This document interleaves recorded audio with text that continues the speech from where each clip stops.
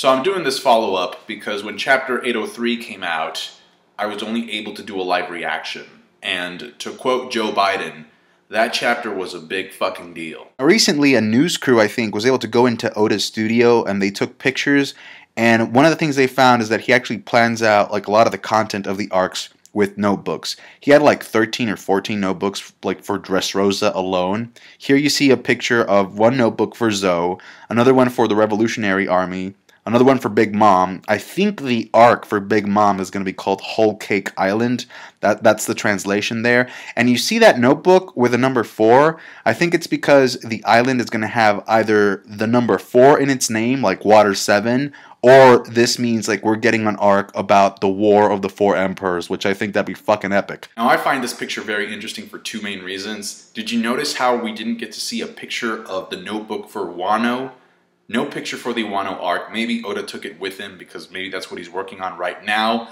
And did you notice how there is the silhouette of a dragon on the Revolutionary Army notebook? That drawing may just be as simple as saying, oh, it's about Monkey D. Dragon. It's symbolic. But the more I thought about it, I thought, well, maybe it's a hint. It could be a hint to Dragon's Devil Fruit ability. Maybe he has a mythical Zoan dragon type Devil Fruit ability. Also, Crocodile had pet crocodiles, so could it be possible that Dragon actually has a fucking pet dragon? We've seen dragons in One Piece already. Oda has been confirmed to be a Game of Thrones fan, so wouldn't it be amazing if like all of the commanders, each one of the commanders that Koala was sent to summon, flies in to Revolutionary HQ riding their own fucking dragon? That'd be hype as hell. We know that the Blackbeard pirates are coming into town to try and wreck some shit in Baltigo.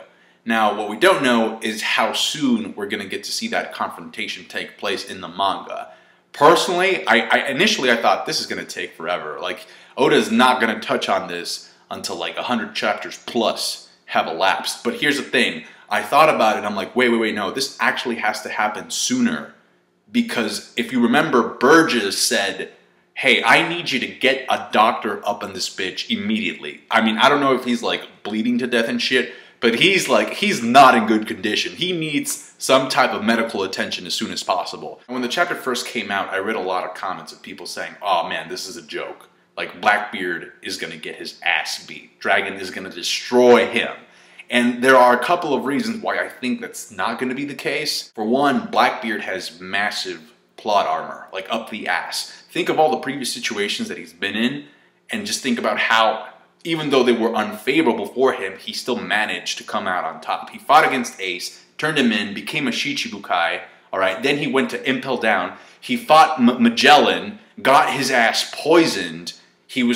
After that, he was okay, got new crew members, went to Marineford, you know, killed Whitebeard, stole his Devil Fruit, and now he's a freaking Yonko. Now, he's very deceitful and shady. I mean, I don't think anybody's arguing that he's not a piece of shit. But the thing is, like, when you see the Blackbeard pirates show up, it's like, that's bad fucking news. You know, because he is very conniving. And aside from having that power, man, the power to destroy the world, this guy was throwing punches like it was nobody's business, just casually. He was causing tsunamis halfway around the world. And now it's 2 years later, so you know him and his crew are going to be on top of that shit. Now, we don't know how powerful Dragon is, and we don't know how powerful the Revolutionary Army as a whole can be, with a few exceptions. I mean, we kind of have some indications of how powerful Ivankov is. We know how powerful Kuma can be. We know how Sabo beat the crap out of Burgess. So, do I think Blackbeard is a threat? Absolutely. Do I think he stands a chance? Does him and his crew showing up and just trying to show Dragon who's boss, is that going to work out for him? No. He's going to get fucking wrecked. The fact that Sabo was able to beat Burgess up as bad as he did should be enough proof for that. However, I'll start with a question. Like, what's the biggest deal about the Revolutionaries as a whole? What do they do? Like, what are they? Because to me, it's like they're like the secret society of super powerful agents that is constantly going around fighting injustice. Now, when we say injustice, we mean the world government, right? Which has power over the Marines. When you watched Marineford, do you remember what Akainu kept saying? Like, Who does Akainu hate the most in the entire One Piece world? Listen, I don't know if Dragon stole Akainu's girlfriend back in the day. Maybe he stole his bicycle or something. The fact of the matter is, this guy, Akainu, hates Monkey D. Dragon. He can't see a picture of him without getting pissed off. And I would assume that one of the main reasons for as to why the Revolutionary Army has been able to keep going and doing what it's doing for so long is because their base, their HQ, and their agents have been able to remain anonymous and secret.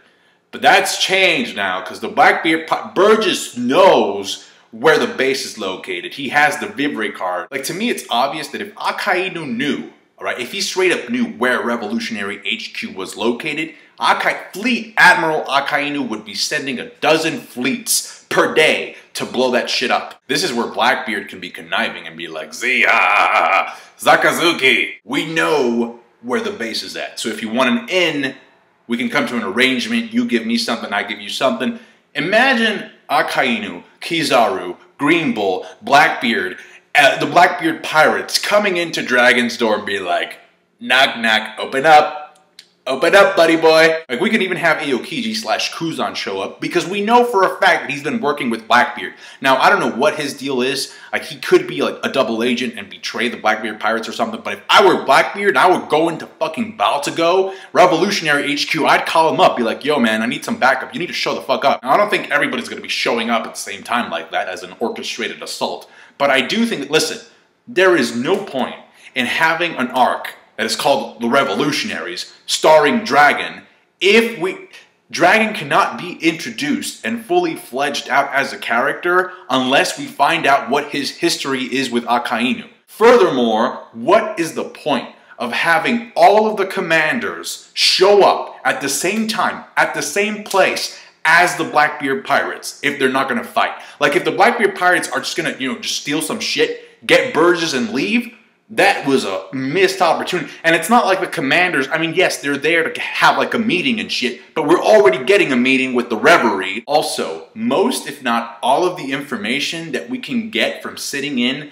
at a revolutionary meeting, we could probably get out of Robin at some point during the story. So I don't think it's just going to be, oh, let's have a meeting. Let's talk about this shit. Oda said that by the end of the story, Marineford will be nothing but a speck in terms of like the scale of the conflict compared to like the future conflict that we're gonna get in One Piece. So why not have like this Marineford type of problem and just confrontation here as a midterm to set the stage for the final battle. I also read some comments for this week's chapter saying that people think that maybe Ryunosuke, the picture dragon that died, is kind of Oda's way of foreshadowing the fact that Dragon is going to die, and that's why Robin, she had like a special sense of attachment to it. So I don't know if that's true, but I do know, I know for a fact that this is leading up to some monstrous clash. And the only way we get those repercussions is if Marshall D. Teach has enough of a chance to deal some serious damage to the Revolutionaries. And to me, unless Dragon is like a total scrub, that requires some intervention from the Marines. So we're calling in the commanders. Hopefully we get to see Ivankov there as well. We have to get introduced to Vegapunk at some point. There's just been too much buildup for his character. So you got the guy with the crows who gave Sabu a ride. So Itachi, because ninjas are being introduced in the One Piece world. You got the admirals, you got the dragons coming in. This is why I'm really glad that we actually have a notebook that says that it's about the revolutionaries, because if Oda doesn't deal with this faction now, okay, if he waits to deal with them by the end of the story, like that war, it's gonna be a world war, but then how is he gonna fit all these different factions fighting amongst each other? Like, you would have to have a chapter and then cut to another group and then to another group each week. Or you could just have like different panels showing different conflicts without elaborating too much on each one. So if the revolutionaries get their own like mini arc to shine now, I think it's a lot better for the story's organization. The same thing with the Yonko. I think the Yonko are going to be dealt with. Do you think they're going to be dealt with like after Luffy finds One Piece or before? Because I think that they're going to be dealt with before, with the exception of Shanks and Blackbeard. Either way, I trust Oda, because it is his work. And these are just some ideas that I just wanted to get out there. If you have some ideas, some theories, some speculation in terms of how you think the events are going to be unfolding between the Revolutionaries and the Blackbeard pirates, please leave them down below. Thank you so much for watching. Like the video if you did, I appreciate that. Subscribe to my channel for more One Piece related reviews and videos, and I'll catch you guys later. Bye.